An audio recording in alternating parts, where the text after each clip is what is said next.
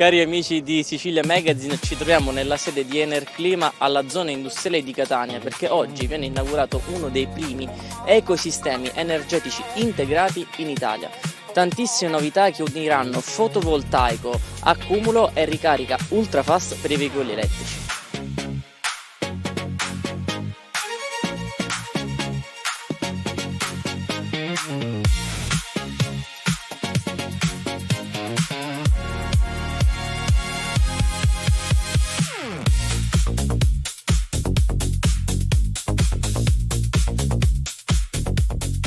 Una giornata importantissima oggi, insomma, è inaugurato uno dei primi hub energetici integrati in Italia, ce lo vuole un po' spiegare? Sì, un esperimento ben riuscito, abbiamo installato un BESS da 240 kWh a servizio di una stazione di ricarica elettrica di 700 kW.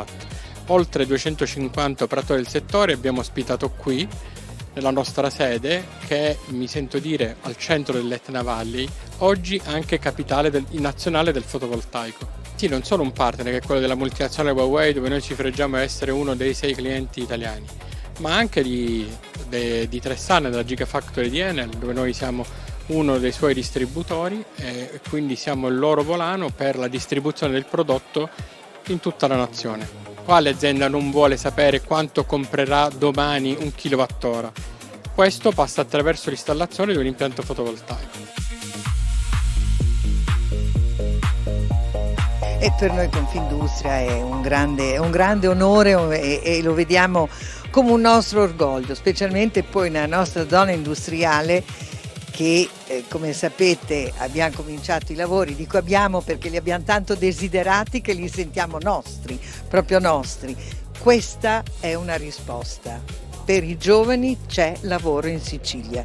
Nella nostra terra si deve investire perché siamo il cuore del Mediterraneo, diventeremo sempre più importanti. Io credo che finalmente c'è stato un governo che ha capito le nostre necessità e cosa bisognava fare. La transizione tecnologica e energetica è certamente il futuro della nostra comunità e quindi per la nostra città, anche noi investiamo nella nostra città e quindi pensiamo che questa impresa può far sì che si crei una sinergia forte con l'amministrazione comunale appunto per migliorare quello che è il futuro della nostra comunità, la comunità che amministriamo.